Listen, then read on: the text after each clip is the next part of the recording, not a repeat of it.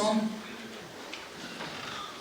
Terwyl jy hier ingestap het vanmôre, gebeur die lewe mos op man. En as jy nou weer uitstap, dan gaan jy terug na die lewe toe. So, terwyl ons hier is vanmôre, kom ons fokus net, waar is ons nou? Ons is in die Here se teenwoordigheid. Sê sommer vir hom so stil terwyl jy daar sit, wat is op jou hart vanmôre? Wat leef in jou hart vanmôre? Here, as ons vanmôre in hierdie kerkgebou instap en ek staan hier voor en ek kyk so oor hierdie gemeente, dan Here, weet ek dat daar mense is wat ek ken, wat se name aan my bekend is. Daar's ook vanmôre nuwe gesigte, name wat ek nie ken nie, Here, en dan weet ons baie van mekaar af, maar ons weet ook eintlik niks van mekaar af nie. Maar U ken elke een van ons. U ken ons binnekant, U ken ons buitekant. Here, U weet hoeveel hare is op ons koppe. Selfs daai gedagtes wat ons nog nie eens met iemand anders gedeel het nie, is aan U bekend. Ons bekommernisse, ons vreugdes, Here, dit wat vir ons in die nagte laat wakker lê, is vir U so helder soos die helderste lig. Dankie dat ons nêrens kan wees waar U nie is. En dat U vandag hier in ons teenwoordigheid is en dat ons by U mag wees. Here, dit gee vir ons vrede vandag. Dit gee vir ons 'n rustigheid in ons hart. Dankie dat ons so skape by hulle herder 'n stukkie veiligheid en 'n stuk rustigheid beleef. Here, U het ook vandag in die teks van Handelinge ook iets op U hart wat U met ons wil deel. U wil graag hoor wat in ons harte leef, maar ons moet vandag ook, Here, U hart nie mis nie. Ons moet ook vanmôre ons instel om U stem te hoor. En daarom wil ons ook sê, hier is ons, Here. Sal U vir ons help dat ons eie lewe en dit wat vir ons, Here, op hierdie stadium so belangrik en sentraal is, dat ons dit vir 'n oombliekie bietjie op die sy kan sit, op die kant kan plaas. So vanmôre, Here, ons harte en ons gedagtes na U toe rig. En ons wil sê, hier is ons, praat met ons. As ons nou gaan sing, ons gaan U aanbid, Here, dan wil ons graag 'n offer vir U bring. Ons wil U eer, ons wil U loof, want dis U, Here, wat ons siekte genees. Dis U, Here, wat ons red van die graf, van 'n ewigheid sonder U. Dis U wat ons, Here, die jeugtige krag van 'n arend gee, wanneer ons moeg en oorlaai is. Ons wil U loof, Here, want dis U wat al ons sondes vergewe. Here, dat U dit van ons wegvat, so ver soos die ooste van die weste af is vir ons 'n misterie. En daarom wil ons vanmôre vir U kom dankie sê, Hemelse Vader, vir die voorreg om U kind genoem te mag word. Ons eer U vanmôre. Amen. Groet jou vanmôre in die naam van die Vader en die Seun en die Heilige Gees. Julle kan saam met my oopmaak by Handelinge 2. Ek herinner julle net vinnig op daai skyfie wat daar op die bord is. Dis ons openingssondag, ons visie Sondag. En ons het vir mekaar gesê 2026 is 'n paar nuwe skoene wat ons gekry het, persent gekry het. En 'n nuwe skoen druk so 'n bietjie so hier en daar. En ons moet hom nou inloop, so 'n onbekende ervaring. En so is 2026 onbekend, maar ons is gevul, ons gaan saam met die Heilige Gees hierdie jaar in, en hy gaan ons bemagtig. Ons is nie alleen nie, ons is saam met mekaar, ons dra mekaar, en ons is in pas met Jesus. Nie sommer in ons eie koers en rigting nie, maar besig om in sy voetspore te loop. Nou ons reis deur Handelinge, en ek hoop jy begin opgewonde raak oor hierdie boek. Vir my is die grootste uitdaging om dit wat in Handelinge is, grond toe te bring, sodat dit nie net informasie is nie, maar dat ons bietjie by transformasie kan uitkom. So kom ons lees vanmôre 'n paar verse saam in Handelinge 2.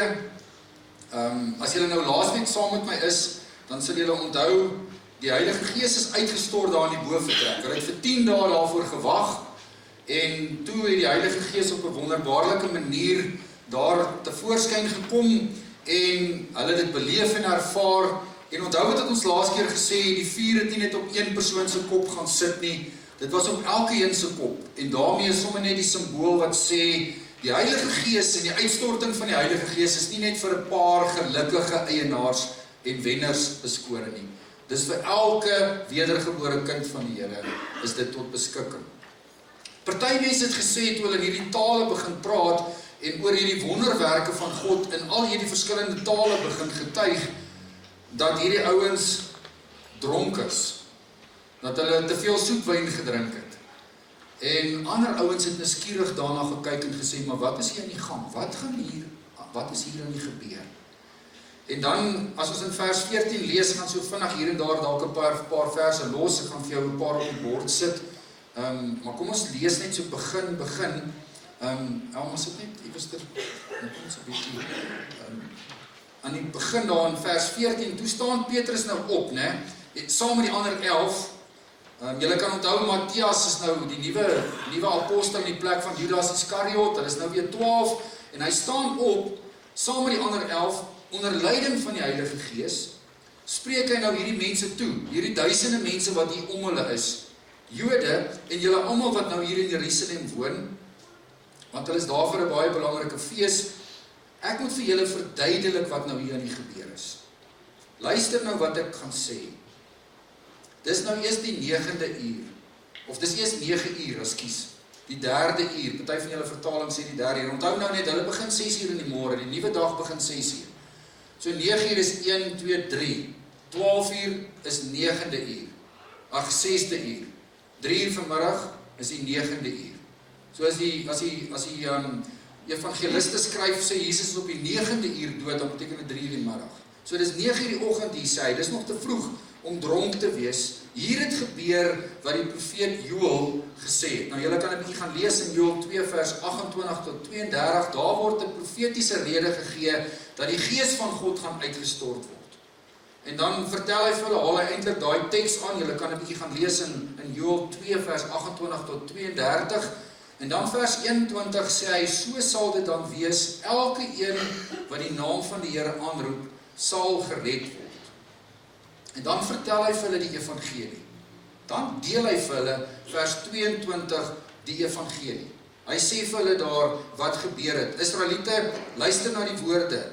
God het vir Jesus van Nasaret aan ons bekend gestel deur die kragtige dade, sy aardse bediening, die wonders, die tekens wat God hom by ons laat doen het. Daarvan weet julle self, julle het dit gesien. God het besluit om dit vooruit te bepaal, om aan julle uit te lewer. En julle het hom deur heidene, deur die Romeine, aan 'n kruis laat spyker en hom doodgemaak. Maar God het hom van die smarte van die dood verlos, en hy het hom uit die dood uit laat opstaan. Dit was immers vir die dood onmoontlik om hom gevange te hou. So hier is die evangelie in kompakte vorm, is hy besig om met hulle hieroor te gesels. En dan haal hy Psalm 16 vers 8 tot 11 aan in hierdie gedeelte waar Dawid 'n paar goeie skrywe en van die dood wat hom nie kan vashou nie en dat hy uit die dood uit gaan opstaan. En dan vers 29 dan sê hy, wat ons voorvader Dawid betref, moet ek vir julle dit duidelik stel, hy het gesterwe en hy is begrawe en sy graf is nou nog hier by ons.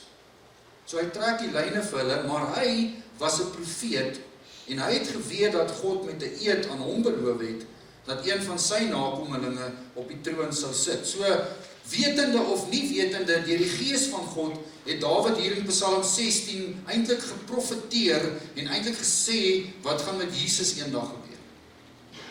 Vers 31, daarom het hy die opstanding van die Christus vooruitgesien en gesê, hy is aan die doderyk oorgelaat, sy liggaam het nie vergaan nie. God het hierdie Jesus uit die dood laat opstaan, daarvan is ons almal getuies. Verder praat hy is verhoog en hy sit aan die regterhand van God, en hy het die Heilige Gees wat beloof is van die Vader ontvang en uitgestort, en dit is wat julle nou hier sien gebeur. So hy vertel die hele evangelie, vertel hy hom hier eintlik in 'n kort, kompakte manier. Vers 36, God het hierdie Jesus wat julle gekruisig het, Here en Christus gemaak. Nou kom, dink net so oomblikie saam met my, as julle deur die evangelies lees, dan sal julle partykeer hoor, Jesus sê sekere goeders, maar dan sê hy, ek is nog nie verheerlik nie. Of moenie dit vir die mense gaan vertel nie, want ek is nog nie verheerlik nie. So wanneer het die verheerliking plaasgevind? Jesus se hele aardse bedeling is eintlik een kompakte storie, wat eintlik volledig geword het, die oomblik, toe hy uit die doodheid opgewek is, toe hy hemel toe gegaan het, en hy nou sit aan God se regterhand. Dis eers wanneer hy verheerlik is, toe hierdie hele doel waarmee hy aarde toe gekom het, afgehandel is. So hy is nou, skryf Petrus, die verheerlikte een, die Here en die Christus, want hy het gesterf, hy is opgewek, hy is die hemel toe gegaan, hy het die Gees uitgestort, en hy sit nou aan die regterhand van God. En dan vers 37, julle kan op die borde kyk, by die aanhoor van hierdie dinge, met ander woorde, hierdie verduideliking van hierdie hele evangelie, en hierdie aanhaling van Joel, wat sê, dis wat hier in die gang is die mense diep getref, en het hulle vir Petrus en vir die ander apostels gevra, wat moet ons doen, broers? Ons hoor hierdie goeders, wat is nou ons volgende tree? Toe antwoord Petrus hulle, bekeer julle en laat elkeen van julle gedoop word in die naam van Jesus Christus, en God sal julle sondes vergewe en julle sal die Heilige Gees as 'n gawe ontvang. Wat God beloof het, is vir julle en vir julle kinders, en vir almal wat daar ver is, vir almal wat die Here ons God na hom toe sal roep. Met nog baie ander woorde het Petrus getuig en hy het hulle aangespoor. Laat julle red tussen hierdie ontaarde mense uit.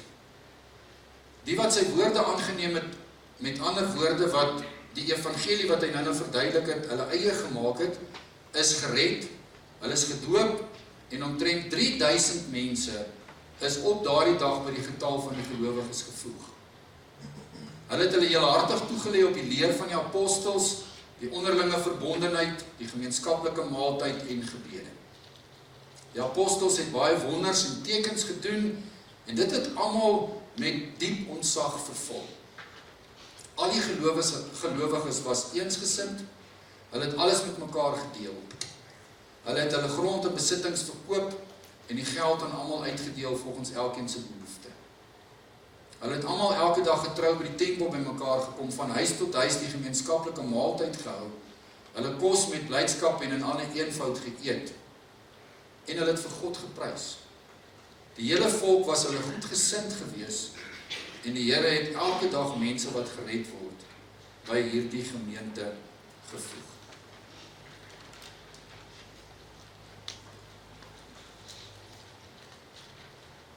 Nou, as ons hierdie skrifgedeelte vanmôre 'n bietjie uitmekaar uithaal, dis 'n hele klomp verse, so ek gaan nie by elkeen stil staan nie. Ek gaan vanmôre my beste probeer om by 'n tema uit te kom, soos julle dit gekry het op die WhatsApp groepies.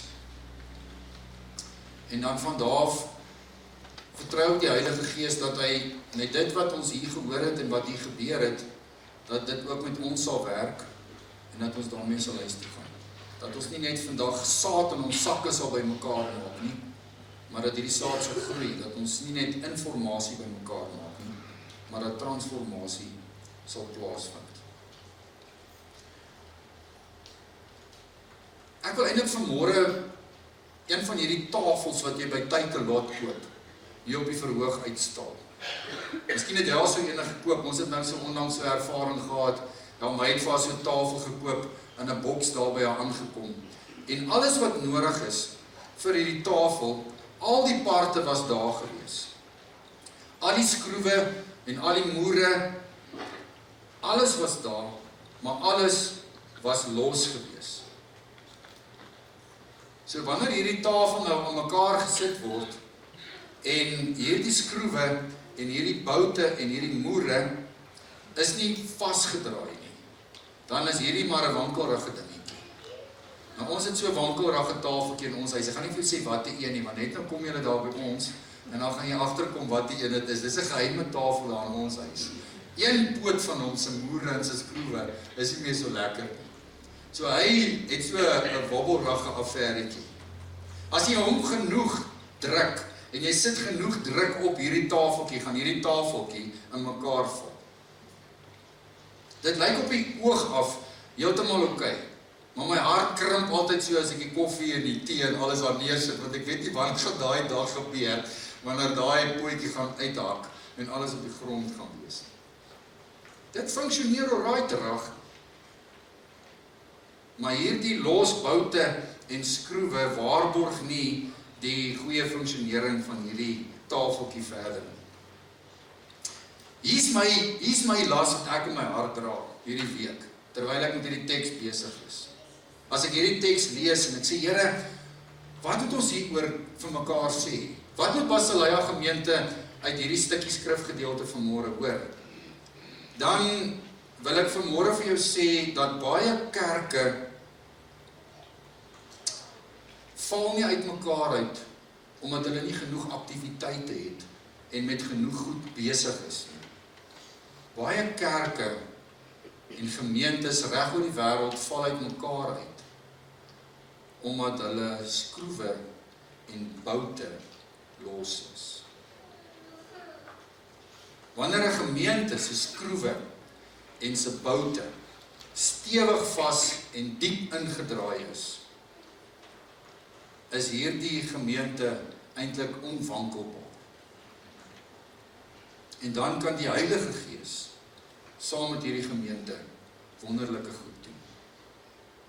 So ek wil vanmôre vir so 'n paar oomblikke saam met jou praat oor die boute en die skroewe van die Bybelse kerk. Wat is dit?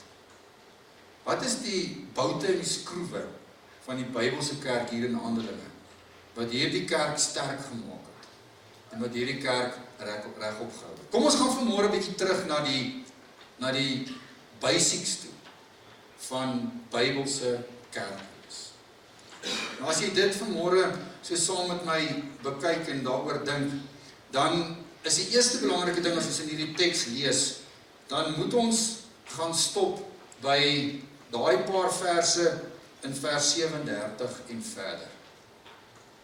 Laat elkeen van julle gedoop word, bekeer julle, en dan sal die Heilige Gees oor julle kom, en julle sal die Heilige Gees as gawe van God ontvang. Die eerste belangrike bout en skroef van enige gemeente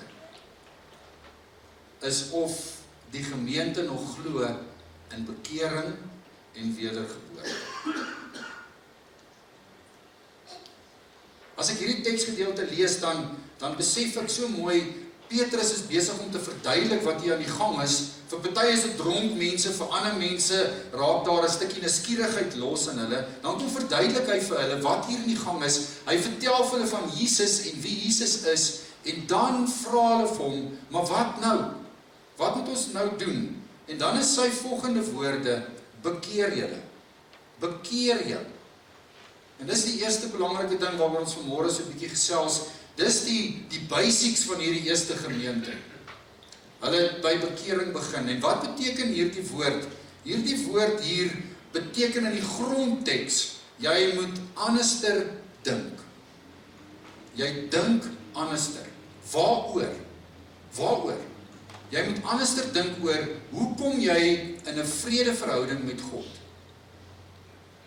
Vir baie van hierdie Jode was dit wetsonderhouding. Dit was die een wet op die ander. En nou vertel Petrus vir hulle van hierdie Jesus en van wat hy gedoen het. Daar's heidene wat uit ander lande uitkom, wat in ander gode glo, wat nie eers in hierdie God of wet van die Ou Testament glo nie. En dan is Petrus se antwoord, waar begin ons? Ons moet anders dink oor hoe jy met God versoen word en saam met God kan leef vir ewig. Dit is bekering. So die eerste belangrike ding wat hier gebeur, is hierdie ouens begin dink anderster oor hoe hulle in 'n verhouding met God kom. En wat is Petrus se antwoord? Petrus se antwoord is, hierdie Jesus wat julle laat doodmaak het deur die Romeinse ryk, hy is die verlosser. Dis hy wat betaal vir ons sondes, dis hy wat gesterf het, dis hy wat opgestaan het. Wanneer jy in hom glo, wanneer jy anders oor hom dink, dan kom jy tot bekering. En dan is bekering ook van jou waar. En dan is die tweede belangrike ding wat hiermee saamgaan, skryf hy, is daar die gehoorsame tree wat jy gee en dan word jy gedoop. Die doop is die simbool, sê Petrus, van wat met julle gebeur het. Dat jy gesterf het saam met Jesus en dat jy opstaan saam met Jesus. Dat jy jou lewe aflê omdat jy nou anders dink oor hierdie Jesus. Nie meer deur wetsonderhouding nie deur my eie foutlose lewe nie, maar deur hierdie Jesus te aanvaar as my verlosser en saligmaker. Sy prys vir my te aanvaar, my eie lewe af te lê en dan simbolies op te staan saam met hom en te sê, ek wil my lewe, die res van my lewe saam met jou leef. Let op, jy moet eers wedergebore word. Bekering, 'n ander manier van dink, moet eers in jou lewe plaasvind. Jy word nie gered deur die doop nie. Jy word nie ewe skielik versoen met God deur die doop nie. Nie met die kinderdoop nie, nie met die volwasse doop nie, met geen doop nie. Daar vind versoening plaas wanneer jy nie dink, wanneer bekering plaasvind, sê Petrus. Wanneer jy anders dink oor, hoe maak ek met God reg? Dan ontvang jy die doop as die teken en dan kom skryf hy, vergewe God jou sondes. Vergewe God jou sondes en daai vergewing van sondes, dit is eintlik so 'n mooi woord. Dit is eintlik 'n woord wat sê God vat jou sonde pakkie en hy stuur dit van jou weg. Dit wat jy met God deel, dit wat jy na hom toe bring, vat hy sit dit in 'n takealot boks en hy stuur dit na 'n adres toe wat so ver is as die ooste van die weste af is, waarvan niemand weet nie. En weet julle wat, God lei nie met respek gesê aan geheueverlies nie. Hy is nie iemand wat demensie het omdat hy al 'n eeu of 500 eeue bestaan nie. Hy kies om daai verkeerde goed wat ek en jy met hom bely, waaroor ek en hy met mekaar saamstem, wat ek vir hom gee, kies hy om nooit weer van jou en van my te onthou nie, dit te herroep nie. Hy kies om dit nie teen jou dit te gebruik nie. Dit is die vergewing van sondes. En dan kom skryf hy, kom die Heilige Gees en ontvang jy die Heilige Gees. Nou hierdie goed is, ek het nie tyd vanmôre om hieroor te praat nie, ons kan op 'n ander dag verder hieroor praat. Dit gebeur so. Dit gebeur in mekaar, dis ingevleg, dis nie maande, jare, dae uit mekaar uit nie. Bekering, sê Petrus, is die belangrikste. Dis waarmee ek en jy moet begin. Wanneer ons hierdie nuwe manier van dink oor Jesus, oor verhouding met God het, dan is die simbool, die teken daarvan, die afwassing, die doop, dan spreek God jou vry. Die Heilige Gees word deel van jou lewe by jou wedergeboorte. So dis die eerste belangrike ding wat ons vir mekaar moet sê as ons hierdie teksgedeelte lees. Ons kan nie dink oor 'n sterk, standvastige, stabiele gemeente as ons in 2026 verby hierdie punt redeneer. Wat moet ons maak in 2026? Dan sal jy dieselfde Petrus sê, bekeer julle. Bekeer julle. Dis waar ons begin. Dis die nuts and the bolts. Dis the back to the basics. Dis waar die kerk in Handelinge begin het. Hulle het by wedergeboorte begin, hulle het by bekering begin, hulle het by 'n nuwe manier van dink oor verlossing begin. En dit hou ons vanmôre so in gedagte. En dan die volgende baie belangrike ding wat ons in hierdie teksgedeelte lees, daarvan vers 41 af, sien ons dat die optelsom hier sal verander na 'n vermenigvuldigingssom toe. As julle hierdie teks lees en julle kyk wat hier gebeur, dan sien julle dat as 'n mens probeer met menslike leierskap die kerk te laat groei, dan is hy beperk. Dan is hy beperk. Jy kan sekere goeie goeders doen. Ons kan sekere wonderlike goeders in hierdie gemeente doen, maar daar is iewers 'n beperking. Die doelwit is goddelike struktuur. Wanneer God toegelaat word in 'n gemeente, in my en jou privaat persoonlike lewe, dan werk God nie met optelsomme nie. Dan werk hy eksponensieel. Dit beteken, dis vermenigvuldiging. Nou ek wil sommer net 'n paar interessante goeders wys, is baie klein daai goedertjies, maar ek wil sommer net vir jou wys, as jy deur Handelinge gaan lees, dan sien jy, wat het gebeur met hierdie kerk?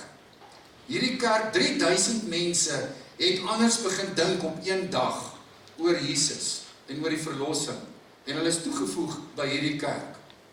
12 ouens, 120 in die boventrek, die Heilige Gees word op hulle uitgestort, Petrus een van hulle, preek, 3000 mense, kom op een slag tot bekering, en word toegevoeg tot hierdie gemeente, sien ons in vers 42. 3000 mense het op daardie dag by die gelowige getal gevoeg.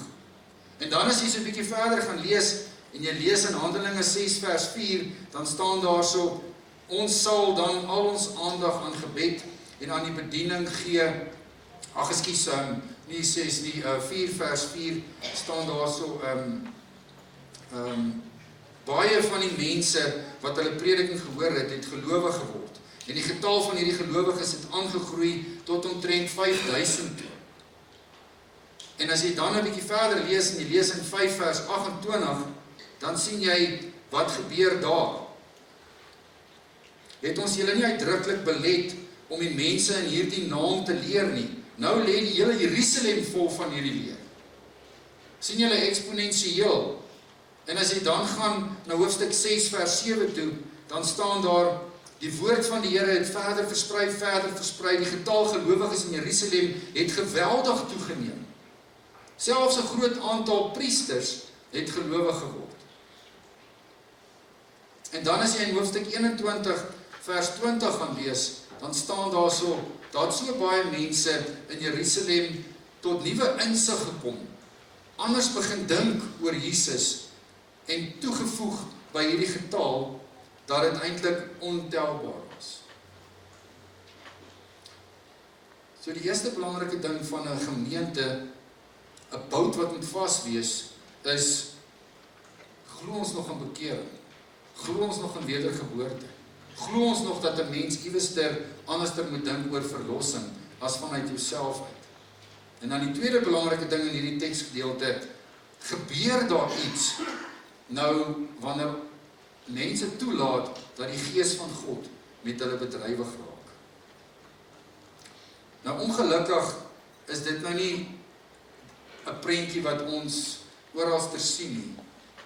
Navorsing sê, dat 95% van die kerke in Amerika het minder as 300 lidmate. 95%. As jy in Suid-Afrika gaan kyk, en jy gaan kyk na Kerkspieël, die navorsing wat in ons eie NG Kerk gedoen word, dan sien 'n mens die tendens ook. 'n Mens sien oral dat die kerk kleiner word en kleiner word. Daar is uitsonderings met groot makrogemeentes, maar die gemeentes word kleiner en kleiner, in plaas van groter en groter. En 'n mens sien hierdie prentjie in baie gemeentes. 'n Mens sien hierdie prentjie, dat daar 'n paar ouens is in 'n gemeente, en daai paar ouens moet eintlik hierdie hele koninkrykslas, moet hulle op hulle skouers dra. En navorsing sê, 'n mens kan nie, enige mens van ons wat hier sit, het 'n beperkte vermoë.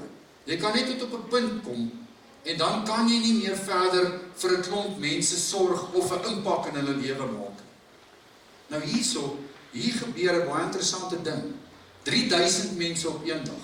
Basileia, dink net vir 'n oomblik, die Gees van die Here werk, né? En ons deel die evangelie met mense, en volgende Sondag daag hier 1000 mense op by hierdie gemeente. Dink julle dit is onmoontlik? Ek glo met my hele hart dit kan gebeur. 1000 mense daag hier op. Wat gaan ons maak? Ons gaan logistieke chaos hê, in die eerste plek. Maar wat gaan ons maak daarna? Hierdie ouens, 3000 ouens, word op een dag bygevoeg. En as ons hierdie teksgedeelte lees, dan sien ons, daar sekere boude en skroewe wat in plek was, wat hierdie 3000 mense geakkommodeer het. Dit het meer geword tot ontelbaar, tot waarskynlik 100.000 mense in Jerusalem, wat uit 250.000 mense bestaan met in 20 jaar se tyd. So wat is die geheim? Die beginsel wat ons lees in Handelinge 2 is so oud soos Exodus 18. Want in Exodus 18 beleef Moses 'n krisis.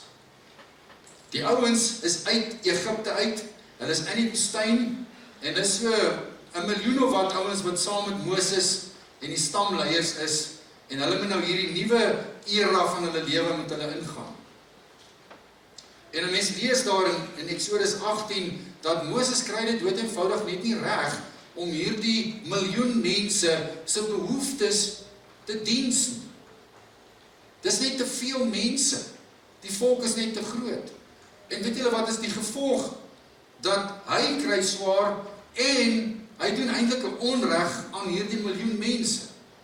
Want hy sit die hele dag by die hek en hy praat met hulle oor wie mag wie se kar vat en wie mag wie se dit en hoe sorteer hy hierdie probleme uit, en op die einde van die dag word mense se geestelike behoeftes afgeskeep en hy word moeg en die mense word moeg, en dan daag sy skoonpra Jethro op die toneel op. En dan kom sy hy vir hom 'n baie interessante ding. Hy sê vir hom, Moses, jy's 'n liewe mens, maar die pakkie, hierdie volk van die Here, is te groot vir 1 of 3 of 6 mense. Gaan deel hierdie volk van jou op in kleiner groepe. Maak hierdie miljoen kleiner. Maak hierdie groot groep kleiner, sodat jy op die einde van die dag hulle beter kan bedien. Jethro se raad was, dit wat jy doen, is nie goed nie. Die tafeltjie lyk op die oog af stabiel en dit lyk mooi, maar die boute en die skroewe van hierdie volk en van hierdie tafeltjie is nie vas en oordentlik ingedraai nie. As daar gewig kom, gaan hierdie tafel in mekaar val. Dis nie die beste ding waarmee jy besig is. En dan lees ons hierso in Handelinge 2 eintlik presies dit wat die Here vir Moses deur Jethro gesê het, was die geheimenis van hierdie eerste Bybelse kerk. Hierdie eerste Bybelse kerk was 'n groot kerk en 'n klein kerk tegelyk. En ek dink dit is die belangrike ding wat ons vanmôre moet hoor. Back to the basics. Die boute en die skroewe van 'n Bybelse effektiewe gemeente wat groei en groei en groei, lê daarin dat 'n gemeente moet groot wees en klein wees tegelyk. En hierdie geheimenis lees ons hier in vers 42. Ag, vers 45. Daar staan, hulle het, vers 46, hulle het almal elke dag getrou by die tempel bymekaar gekom en hulle het van huis tot huis die gemeenskaplike maaltyd gevier. En hierso ouens lê 'n belangrike geheimenis vir ons. En leer ons dit in hierdie teks. Die groei van die kerk was afhanklik van 'n vaste vertroue en 'n glo in bekering, maar ook in hierdie belangrike waarheid. En hierdie belangrike waarheid wil ek so 'n bietjie uitpak vanmôre en wil ek graag met jou 'n bietjie verder deel uit hierdie laaste paar verse uit. Handelinge 5 vers 42, as jy daar gaan lees, staan dieselfde waarheid daar.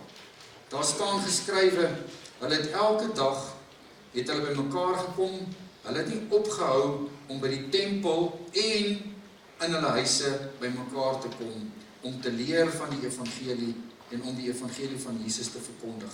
Daar lê die een geheimenis, 'n kerk wat groei, is 'n kerk wat nie skaam is oor die evangelie nie. Dis 'n kerk wat nie skaam is om te sê, Jesus is die verlosser en die saligmaker. Dis die vroegste kerk se blou druk, maar die ander belangrike ding, hulle het in die tempel bymekaar gekom, hulle het 'n groot byeenkoms gehad, waar 'n paar duisend mense op 'n dag bymekaar was, en dan van daar af verder, het hulle 'n belangrike waarheid ontdek, en dit was om in huise bymekaar te kom. En dit is belangrik om dit vanmôre te hoor. Daar in die groot groep mense, daar in die tempel, daar het hulle aanbid. En daar het hulle God aanbid, geloof, hulle het gevier, hulle het hulle verhouding met God gevier, en hulle het lering gekry.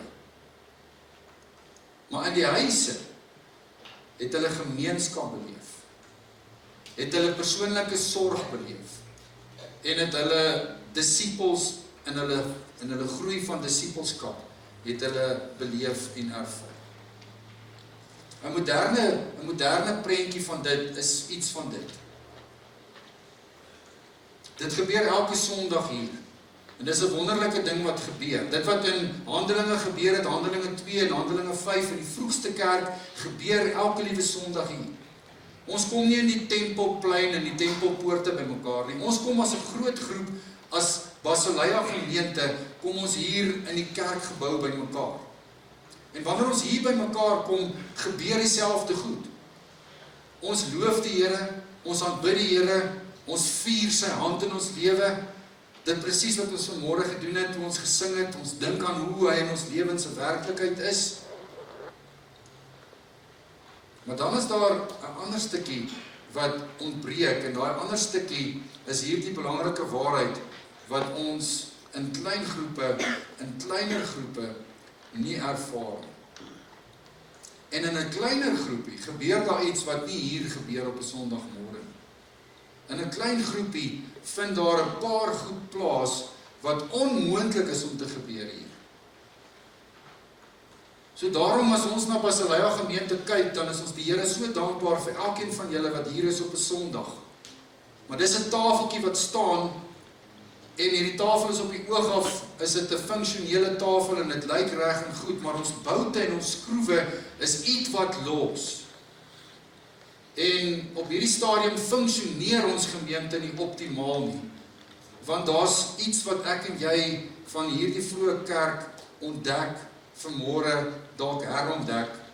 En dit is dat die geheimenis van hierdie vroeë kerk, die hartklop van hierdie vroeë kerk, het gelê in die samekoms in 'n kleiner verband.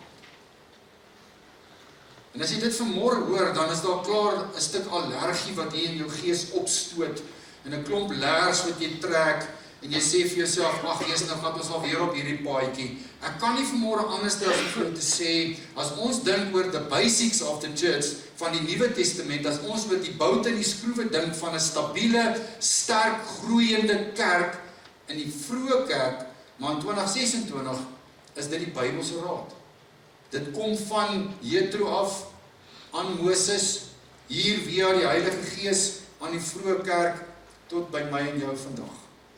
En daarom is 95% van die kerke in Amerika minder as 300, want hulle kan nie groter groei as 300 nie. Want wetenskaplik gesproke kan een persoon op 'n manier vir 300 mense sorg. So daarom groei Basileia gemeente, en is ons die Here so dankbaar vir elke een wat hier inskakel, en elke nuwe gesig. Maar weet julle wat, ons kan ook nie groter groei en effektief groei, as waar ons nou is. Want ek en Karin kan nie julle almal bedien nie, dis onmoontlik. Dis onmoontlik. Dis onmoontlik vir my en vir haar, maar dis ook onmoontlik teenoor jou. Want 2 mense, 1200 mense, is onmoontlik. Dis onmoontlik. So die geheimenis wat ons vanmôre hoor, in hierdie teks lê in kleiner, saam groter tegelyk. Dis nie die een of die ander nie. Dis nie ophou om as 'n groot groep bymekaar te kom nie, maar dit is ook om saam in kleiner groepe bymekaar te kom. Dis nie 'n program nie, om kleiner te wees tegelyk saam met 'n groot gemeente, is 'n leefstyl. En as ek hierdie teksgedeelte lees, dan sien ons daar in vers 47, daar's elke dag mense bygevoeg. Daar's elke dag mense bygevoeg. Die kerk het in 20 jaar gegroei, dat die ouens in Jerusalem gesê het, oral waar ons kom in hierdie dorp, praat die mense oor Jesus. Hoe het dit gebeur? Vir die eerste 300 jaar van kerkwees, na Jesus, tot die eerste 300 jaar, was daar nie geboue gewees. Daar was nie kerkgeboue nie. Daar was nie 'n organisasie wat soos ons vandag bekend staan, wat in geboue bymekaar gekom het nie. Die Christelike kerk het 'n leefstyl gedryf, en hulle het in huise bymekaar gekom, of op die tempel se pleine. So die Handelinge, boute en skroewe van wat is 'n egte Bybelse kerk, gemeente, wat groei en wat werk, Dink in terme van 'n liggaam. Dink in terme van selle. En jy weet net so goed soos ek en beter as ek, dat 'n liggaam bestaan uit selle uit. En die Bybel kom leer in Romeine 12 vir my en vir jou, dat ons 'n liggaam is. Dat ons nie individue is nie. Dat ons 'n liggaam is. En 'n liggaam bestaan uit gesonde selle. En wanneer selle, kleiner eenhede gesond is, dan is die liggaam gesond. Die groeibeginsel van jou lyf, van enige groei, is wanneer iets gesond is, groei hy van self. Ek hoef nie my kinders te beveel om te groei toe hulle klein was nie. Ek moes hulle beveel om 'n klomp goeders te doen en nie te doen nie, maar hulle het van self gegroei. Solank soos wat hulle selle, hulle kleinste eenhede binne in hulle lyfies gesond was en hulle kos gekry het, het hulle gegroei. Groei, sê Handelinge 2 en Handelinge 5, is 'n natuurlike proses wanneer die gemeente se boute en se skroewe ingedraai is en die klein eenhede gesond is. En daarom is dit belangrik om vanmôre sommer net 'n bietjie nuut hieroor te dink. Ons moet gaan dink vanmôre aan kerk wees, aan groei, en ons wil graag groter word en meer word, en ons wil 'n impak in Witbank maak, want dis wat Basileia is, 'n koninkryksgemeente. Daarom moet ons nie bekommerd wees oor groei nie, ons moet veel eerder bekommerd wees oor ons gesondheid. En is ons Bybels kern gesond? Maak ons wat die Here ons leer in sy woord. As ons gesond is en ons doen wat die woord ons leer in terme van kerk wees, dan is groei vanselfsprekend. Elke dag is daar mense gered en is daar mense bygevoeg en toegevoeg. Maar wanneer ons realiseer en ons sê ons is net 'n groot byeenkoms, dan stagneer ons op 'n punt. Maar wanneer ons hierdie beginsel, hierdie belangrike beginsel, sommer net vanmôre weer vir onsself optel, dan is daar groeigeleentheid. Daar's twee groot belangrike goeders. Waar kom Handelinge vandaan? Wat doen hierdie mense in Handelinge? As hierdie ouens bymekaar kom, dan doen hulle 'n paar goeders. Maar hoekom doen hulle wat hulle doen? Die teks sê, hulle het in 'n klein groep bymekaar gekom, en wanneer hulle in kleiner groepe bymekaar gekom het, wanneer hulle in 'n groot groep bymekaar gekom het, het hulle dit gedoen om 'n bepaalde rede. En waar kry hulle dit? Hoekom doen die vroeë kerk wat hy doen? Want hulle kry dit uit Jesus se groot opdrag uit, en hulle kry dit uit Jesus se groot gebod uit. Wat sê die Bybel? Wat sê die Bybel? Wat is die grootste gebod? Jy moet die Here jou God lief hê met jou hele hart, siel, krag en verstand, en jou naaste as jouself. En wat is die groot opdrag? Julle sal krag ontvang wanneer die Heilige Gees oor julle kom, en julle sal my getuies wees oor die res van die wêreld. Binne in hierdie twee belangrike waarhede lê die geheim, lê die boute en die skroewe van die vroeë kerk. Die vroeë kerk het gesê, as ons hierdie twee opdragte kan vat, en ons kan dit doen, dan gaan die kerk groei. En dan gaan daar vermenigvuldiging plaasvind. So wat is hierdie belangrike goeders wat nodig is in 'n kerk? As ek hierdie twee belangrike woorde van Jesus vat, en ek haal dit uit mekaar uit, dan sê Jesus in hierdie opdrag en in hierdie gebod, in 'n gemeente moet ons God aanbid, daar moet plek wees vir gemeenskap van gelowiges, daar moet disippelskap wees, daar moet 'n passie wees om hierdie evangelie, hierdie goeie nuus met ander mense te deel, sodat hulle tot bekering kan kom, en ons moet mekaar bedien. Ons moet mekaar bedien.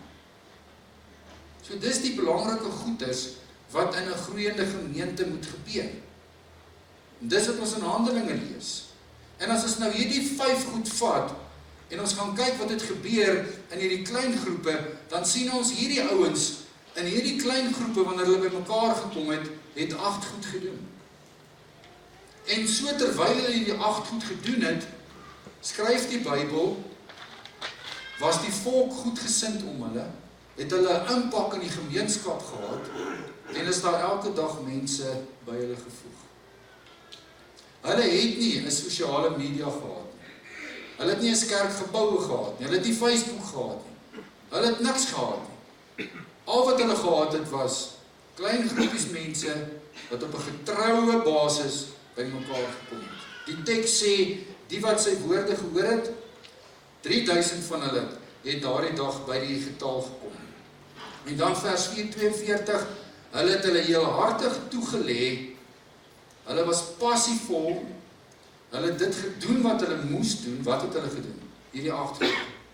Hulle het dit getrou gedoen, en toe hulle hierdie 8 goeders doen, antwoord hulle God se droom en sy passie en sy siening van die kerk raak, en vind groei van self plaas, en het daar elke dag mense bygevoeg geraak. So wat gebeur? Wat moet in 'n gemeente gebeur? En julle sal baie duidelik sien, dat hierdie 8 goeders kan nie in hierdie groot groep gebeur nie. Van dit miskien, maar van hierdie 8 goeders, sê Handelinge, kan net gebeur wanneer ons paar by mekaar is. Wanneer ons in 'n groot groep saam is, gebeur daar ander goeders. Gelyk, groot en klein. Nie die een teen die ander een, of die een of die ander een. Maar wat het hierdie ouens gedoen? Wat het hulle getrou gedoen? Hulle het getrou na die apostels se leer geluister. Wat is dit in moderne taal? Hulle het Bybelstudie gedoen. Hulle het hulle Bybel gelees. Die tweede belangrike ding, hulle het gemeenskap met mekaar beleef. Gaan lees maar daai teks. Hulle het 'n onderlinge verbondenheid het hulle met mekaar beleef. Ek is jammer om vanmôre vir jou te sê, as ons hier net in 'n groot groep by mekaar is, weet ons van mekaar, maar 'n noue verbondenheid tussen mekaar kan nie bestaan. Ons is te groot. Ons is te groot, en dis hoekom Jethro deur die tyd onder leiding van die Heilige Gees hierdie strategie met Moses gaan deel het, en dit vandag nog die Heilige Gees se strategie is vir groei in die kerk. Gemeenskap vind plaas wanneer ons kleiner word, terwyl ons tegelyk groter word. Hulle het brood gebreek. Hulle het gereeld die Bybel skryf nagmaal gevier. Nou ons vier nagmaal in die groot groep, en dis reg so. Hulle het dit in die klein groep gedoen. En wanneer hulle in die klein groep nagmaal gevier het, het hulle ietsie van Jesus en van Jesus se kruisdood in hulle gedagtes gehou. En dis nodig. Hulle het saam gebid. Hulle het iets beleef van wat is dit wanneer 'n paar mense saam bid en hulle behoeftes met God deel en God antwoord en hulle kan getuig rondom dit. Hulle het mekaar prakties gehelp. Nou jy hoef nie bang te wees nie, toe ek het vanmôre gelees het, het party van julle gewonder, moet ek nou my huis verkoop, my kar verkoop, moet ek alles gaan omsit in geld en dit kerk toe bring sodat ons dit vir mekaar kan deel. Ek dink nie dis wat ons vandag hoef te doen nie. Maar wat daai teks sê, is hulle het hulle ore op die grond gehad en hulle was ingestel op mekaar se praktiese nood en hulle het prakties hulp verleen. En dit kan nie in 'n groot groep gebeur nie. Ons weet nie eens wat is in jou lewe aan die gang nie. Ek weet nie eens tensy jy vir my kom sê, weet ek nie wat is jou behoefte nie. Hierdie ouens het getrou by mekaar gekom in 'n klein groepie en daar het hulle gehoor van mekaar se behoeftes. Hulle het hulle seer met mekaar gedeel en hulle kon mekaar daar fisies help. Hulle het saam geëet. In daai saam gewone eet het daar die heerlike goed gebeur. Wanneer 'n mens saam eet, dan gesels 'n mens saam, dan bou 'n mens verhoudings. Wat gebeur elke Sondag hier buitekant? Hoekom dink julle voer ons julle brood? Omdat ons niks het om te doen nie. Ons glo in dit wat hier gebeur. Wanneer julle saam brood eet en julle drink koffie, dan is daai spanning wat jy het 'n bietjie gebreek en dan sal jy sommer 2 woorde van jouself sê wat jy nooit op 'n ander manier sou gesê het hier in hierdie groot gebou. Hulle het gereeld, het hulle hierdie dissipline, hierdie oefening, hierdie verantwoordelikheid nagekom om kos saam met mekaar te deel. Wat het Jesus gedoen? Jesus het geëet. Ons gaan nie net sing in die hemel nie, ons gaan eet. Want oralster waar hy was, het hy gesit en geëet. Saam met die ouens wat die kerk van gehou het en saam met hulle wat die kerk niks van gehou het. Maar eet was vir hom heerlik. Hoekom? Want hy het die wonder daarvan geken. Wanneer ons saam eet, dan is die spanning minder, dan gebeur daar iets tussen mekaar. Hulle het saam die Here geloof en aanbid en hulle het uitgereik en elke dag is daar mense bygevoeg. So wat is die voordele van hulle? Wat is die voordele om nie net op die tempelpleine by mekaar te kom nie? Hulle het ook elke dag, gereeld, as gelowiges by mekaar gekom in 'n kleiner groep. Want daar het hulle gevoel, hulle connect, hulle verbind aan mekaar. Daarso, in daai kleiner groepie, nie daar op die pleine saam met die ander duisende mense wat daar staan en die Here aanbid en lering kry, daar het hulle die Bybel beter geleer ken. En daar, terwyl hulle so in die kleiner groepie is, kon hulle gesê het, maar ek verstaan nie nou lekker wat hierdie ou sê nie. Hoekom het hy dit gesê? En daar kon hulle met mekaar praat. In daai klein groep, het hulle regtig die krag van gebed beleef.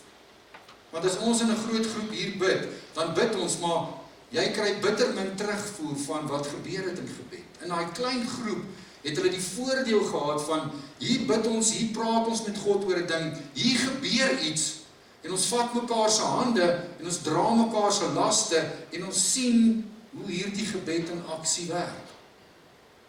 Hulle het eerstehandse ondersteuning beleef. Hoeveel van ons wat hier sit, belewe min ondersteuning van die kerk se kant af? Dis omdat ons partykeer net nie weet wat in jou lewe aangaan nie. Twee, dis te veel partykeer. Maar wanneer jy in 'n kleiner groepie is, dan is hierdie waarheid anders. En dan die belangrikste ding, dink ek, van alles, is 'n oefengroepie.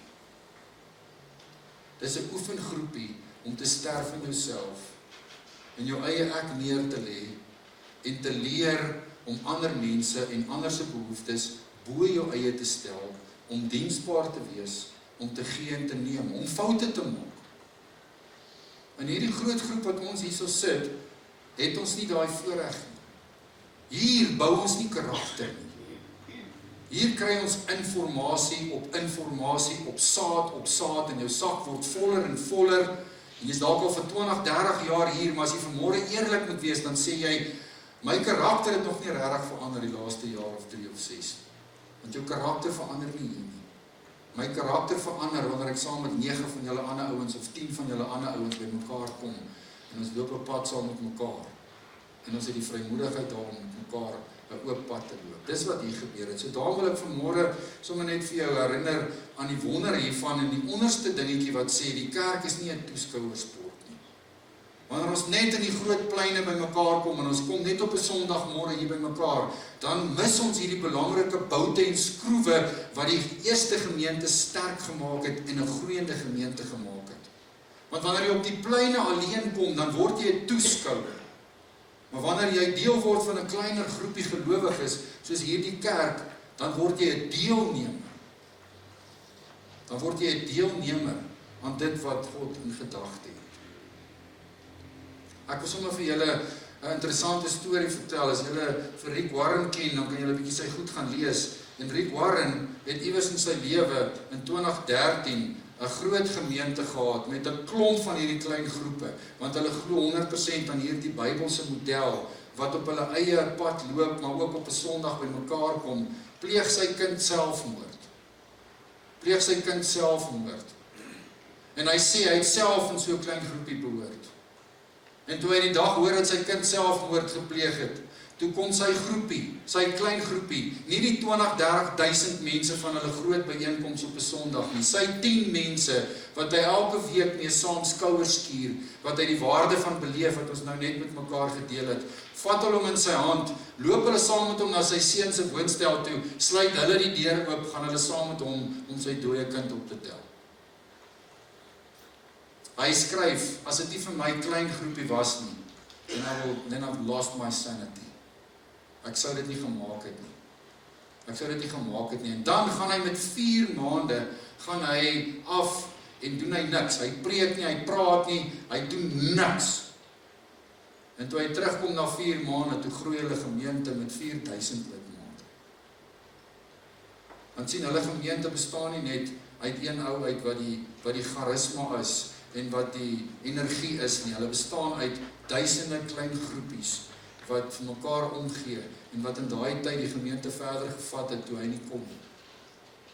En dis die wonder van hierdie kerk. Hierdie kerk in Handelinge is 'n netwerk van kleiner groepies. Want wanneer jy so in 'n kleiner groepie gaan, weet jy wat gebeur dan? Dan beleef ons gemeenskap.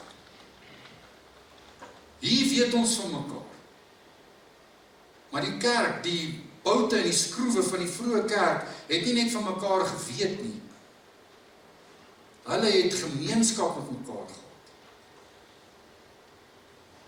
Die eerste vlak van gemeenskap is, hulle het met mekaar in die algemeen gedeel. Hulle het die woord van die Here gedeel, en wanneer jy die woord van die Here deel, en jy begin 'n bietjie praat oor die woord van die Here, dan vind daar 'n bietjie dieper gemeenskap tussen my en jou plaas. En toe het hulle mekaar begin dien. En terwyl hulle mekaar begin dien het, hoe kan ons help, het gemeenskap nog 'n bietjie dieper gegaan. En toe het hulle die vlak bereik wat in Galasiërs 6 vers 2 staan, dra mekaar se laste, en daar in daai klein groepe, kon hulle saam met mekaar begin lei. Kon hulle mekaar se pyn dra. Kon hulle mekaar se diepste seer en se nood, kon hulle raak sien, en kon hulle aandag aan. So daarom is dit so belangrik, dat 'n gemeente in die plein by mekaar moet kom, op 'n Sondag hier by mekaar moet kom, maar sê die kerk, die metodologie van die Nuwe Testamentiese kerk sê, ons moet tegelyk ook kleiner word, want anders te gaan ons vlak van gemeenskap net oppervlakkig wees, en gaan ons nooit die voorreg hê om te beleef wat dit is, om 'n ander ou se pyn te dra. Want in hierdie groot groep, julle, deel ons nie ons pyn met mekaar nie. Ons maak nie ons harte oop nie. Hier gaan dit altyd goed. Hier lag ons. Hier is die lewe voor die wind. Maar hier binnekant, bloei ons bloed. Hier gaan ons sukkel om Galasiërs 6 vers 2 op die grond te kry, om my laste te dra, my diepste swaar, my moeilikste tye vir my te help dra. Want daar wanneer ek skouers kier saam met jou, wanneer ons tegelyk kleiner word, wanneer ons 'n paar ouens is wat by mekaar op 'n gereelde manier by mekaar kom, daar vind iets plaas. Hier lê krag in mekaar. Die geheimenis van Handelinge 2, die boute en die skroewe van die eerste kerk, die back to basics lê hierin. In die krag van mekaar. Die kerk het tegelyk groter geword, daar is elke dag mense bygevoeg, maar hulle het tegelyk kleiner geword, want elke keer het daar nog 'n groepie ontstaan, en nog 'n groepie mense, en daai groepie het gemeenskap van gelowiges met mekaar beleef, en die krag van mekaar ervaar. So wat gebeur op 'n Sondag? Al die klein selle kom by mekaar, en ons celebrate, en ons vier, en ons leer, en dan gaan ons terug, en dan vind gemeenskap plaas, ware diep gemeenskap. Daar bemoedig ons mekaar, daar dien ons mekaar, daar bid ons vir mekaar. Dit gebeur in 'n sirkel. Die kerk, en die gesondheid van 'n kerk word nie bepaal deur die rye nie. Dit word bepaal deur die sirkels. En ek dink die Here is besig met Basileia gemeente, en hy is besig om ons te ontvries, en hy is besig om ons te lei om te sê, ons doen wonderlike goeders, en ons is op die regte pad, en prys die Here vir elke mens wat by die groot byeenkoms inskakel en hier is, en saam hierdie pad loop, maar die volgende tree vir Basileia gemeente, is om nou te sê, ons wil die gemeenskap van gelowiges, die gereelde saamkoms van die gelowiges, in 'n kleiner formaat, wil ons ook beleef. En daarom is daar 'n paar vrae wat ek en jy vanmôre vir onsself moet vra. En ek gaan in hierdie week, gaan ek 'n bietjie vir jou dit op die stemboodskappe uitpak. Dink ons moet vanmôre vir ons vra, as ons na hierdie teksgedeelte kyk, dan moet ons vanmôre vir ons vra, wie die ouens in hierdie eerste gemeentes, wie het hulle beheer? Wie was die beheer van hulle lewe? Dink ek en jy moet vra, wat het hulle belyn? Wat het hulle op koers gehou? Wat was dit wat hulle in die regte rigting laat trek het? As jou kar se wielsporing uit is, en vat jy hom na die plek toe, dan doen hulle jou belyning. Hulle belyn jou wiele, volgens die standaard van jou kar. Wat het hierdie eerste gemeente belyn? Wat was dit wat hulle op koers gehou het? Die beheervraag was bekering. Die belynvraag was die woord van die Here. Die kwesbaarheidsvraag was Hulle het mekaar se nood raak gesien. En hulle het nie hulle eie nood op hulle eie probeer hanteer nie. Hulle het betrokke geraak in mekaar se lewens. Die sentrumvraag, hulle het elke dag, as hulle in hierdie klein groepe by mekaar was, het hulle nagmaal gevier. En wat is die nagmaal? Die nagmaal was die herinnering aan waaroor dit regtig gaan in die kerk. Dit gaan oor Jesus. Dit gaan oor sy kruis. Dit gaan oor sy dood, sy versoening en die uitreik met hierdie goeie nuus. Die afhanklikheidsvraag, hulle het gedurig gebid. Hulle het God geloof en geprys en hulle het gebid. Hoe afhanklik is ons regtig? Soos hierdie ouens in gebed of nie? Begin ons wanneer iets op ons pad kom en dan uitdagings is, begin ons met ons eie planne of gaan ons soos hierdie kerk eerste na die Here toe in gebed? Dis die belangrike vraag. En dis hoe ons hierdie teks vanmôre huis toe vat. En dis hoe transformasie plaasvind. So wat as hierdie ouens in hulle gemeente hierdie goed gedoen het? Maar hoe waar is dit van ons en hoe waar is dit van jou as persoon? Daarom is dit belangrik, hierdie vraag was die vraag, die boute en die skroewe wat daai eerste kerk geantwoord het en ingeglo het. En dit het hulle laat groei. En hierdie vraag is net so belangrik vir Basileia gemeente. Hierdie 5 vrae moet in hierdie gemeente stewig vas en diep ingedraai wees. Anders gaan Basileia gemeente wankelrig wees. Dan gaan ons hierdie druk kan hanteer wat ons moet nie, gaan dan nie groei plaasvind nie. Hierdie 5 vrae julle is krities belangrik vir my en vir elkeen van julle.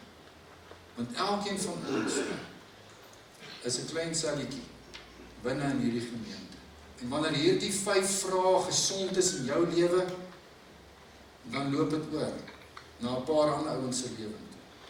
En wanneer daai klein groepe so gesellig gesond is, dan loop dit oor na 'n groter groep toe. En dan vind groei van self plaas. So Mieke moet asseblief aanhou om Facebook posts te maak, en sy moet aanhou met Instagram, sy moenie ophou om dit te doen nie, want dit is in die moderne wêreld 'n realiteit. Maar daarin lê nie die antwoord vir Basileia se groei en die toevoeging van nuwe mense en ander mense elke dag. In 20 jaar se tyd het hulle meer as 50% van Jerusalem van daardie tyd geïnfiltreer. Ek weet nie hoeveel mense bly in Witbank nie. Ons gaan Witbank nie hier bereik. Nie in hierdie gebou. Al ons Witbank gaan bereik is wanneer ons te gelyk kleiner raak en jy begin uitreik iewerster en jy begin skouers skuur met 'n paar ander ouens en jy deel die evangelie met hulle en jy bring hulle en so groei ons en so groei ons en so groei ons en so word daar elke dag mense bygevoeg. Dis die geheim van die kerk en die groei van die eerste kerk. So ons by ons leierskapspan het 'n opgewonde hart en ons is positief en ons wil graag 'n verskil maak in Witbank. Maar daarom nooi ek jou uit om jou hart oop te maak en die gees van die Here toe te laat om in jou te werk. As jy weerstandig is oor hierdie te gelyk kleiner as saam met groter, dan bid ek dat jy vir die Here sal vra, dat die gees van die Here jou sal begin voorberei, sodat as ons die dag sê, hier is die dag, ons wil graag nou die geleentheid skep, dat ons kleiner kan word, terwyl ons groot ook by mekaar kom, dat jy nie dan weerstandig sal wees, dat jy nie dan sommer ewe skielik net 'n klomp verskonings op die tafel sal gaan sit, maar dat jy in hierdie tyd jou hart sal oopmaak, weer hierdie teks sal lees, met die gees besig sal wees, om hierdie geheimenis van die groei van die vroeë kerk nie te mis. Vir jou persoonlike lewe, maar ook vir die groter prent. So ek hoop jy raak opgewonde, ek hoop jy gaan vanmôre huis toe en sê, ek weet nie wanneer gaan dit gebeur nie, maar as dit gebeur, gaan ek dit 'n goeie oorweeg. Want dit is Bybels. Dis nie sommer net 'n ding wat ons uitgedink het, of waarmee ons besig is nie. Dis nie 'n program nie, dis 'n lewenswyse. Dis die boute en die skroewe van 'n gemeente. Julle, my hart is baie daar so seer, as ek by iemand kom ten slotte by die hospitaal, dan lê hy ou al vir 3 weke daar, niemand daar, niemand kom by hom val. Hulle dra daai pakkie alleen. My hart breek. Die prentjie van die kerk en God se prentjie is anders. Dan kom hierdie selfe Rick Warren by die hospitaal, gaan besoek hy iemand wat in die ICU lê, en as hy by die ICU se hoofsuster kom, dan sê sy, pastor, you are not allowed to go in. Dan sê hy, hoekom? I am this person's pastor. Dan sê sy, hier was al 8 pastors vanmôre hier gewees. Hierdie ou kan nie meer besoek kry nie. Dan sê hy, hoe is dit? Ek is die pastor van die gemeente. Dan wiggle hy nou verby, en dan kom hy op die einde van die dag daarin, dan sê hy vir die ou, maar wie was hier? Hoe kan 8 mense? Ek is die pastor, waar? Dan sê hy, 8 ouens van my klein groep was al hier. Hulle het vir my kom bid, hulle dra my las, dan sê die Warren, ek gaan nou loop. Beteken dat ek en Karine in die toekoms niks gaan doen nie? Nee. Maar ons primêre werk is om toe te sien en julle te help, dat julle toegerus is, sodat julle, daar waar julle kom en gaan, met mense kan skouers skuur en 'n verskil kan gaan. So my droom vir Basileia gemeente is, as ek die dag by jou in die hospitaal kom, en jy vir my sal sê, asseblief, jy gaan net huis toe. Ek is opgekry. Moet net nie nog vir my bid nie, hulle het al my bid uit. Dit was al 8 ouens vanmôre hier. Dis my begeerte vir jou. My hart breek, as ek in die hospitaal inloop, en niemand was nog by hulle gewees. My hart breek as ek mense moet begrawe, en ek staan nie met die mense en hulle is alleen. Is niemand wat hulle versorg nie, hulle dra hulle laste alleen. Hulle vaai die battle op hulle eie. God se plan is so anders. Jy mag nie opgewonde raak hieroor. Julle kan by ons super seniors gaan leer. Hulle het regtig waar eksponensieel gegroei. Hulle is nou al te groot vir die koffiekamer. Hulle is regtig besig om te groei, want hoekom? Hulle doen net hierdie goed. Hulle doen die basics. Hulle glo in bekering. Hulle lees die Bybel. Hulle dra mekaar se laste. Hulle bid saam, en hulle te passie om iemand anders te gaan haal. En hulle groei. Here, baie dankie dat ons vanmôre sommer oor hierdie waarheid opgewonde kan raak. 'n Ou stukkie waarheid, Here, maar wat so relevant is vir vandag. Die wêreld waarin ons lewe isoleer ons so, Here. Die wêreld leer ons so om op ons eie voete te staan. Maar u Bybelse beginsel vir kerk wees is juis om kleiner te word, maar saam met ander ouens, saam die pad te loop. Ag Here, ek bid Heilige Gees, u het hierdie visie al so lank in ons gemeente, in ons leierspan se hart, en ek bid so, Here, dat dit op vrugbare grond sal val. Ek bid vir elkeen van julle, Heilige Gees, dat u vir ons die waarheid van hierdie teksgedeelte in ons harte sal het grondvat, en dat ons sal besef, wat 'n wonderlike voorreg is dit, om saam met ander gelowiges ook die pad te kan loop in 'n kleiner groep. Ag Here, wil u vir ons die wysheid gee en die insig gee oor hoe ons ook hierdie pad vorentoe kan loop. En dankie Heilige Gees dat u met ons is elke dag tot en met die volëinding van alles. Ons wil nie groei in ons gemeente, Here, net om meer te wees nie. Ons wil groei sodat ons 'n impak kan maak. Ons loof en prys u daarvoor. Amen. Julle mag die Heilige Gees, die teenwoordigheid van die Heilige Gees en hierdie passie en hierdie liefde wat God vir ons het, groei in my en jou lewe. En mag ons hierdie wonder, hierdie waarheid van kerk wees. Mag ons dit omarm en mag ons gaan groei en 'n verskil maak. Mag Basileia gemeente een van die dae hier binne te klein wees, omdat ons elke dag nuwe mense kry. Ons bid dit vandag, seën dit vir jou in Jesus se naam. Amen.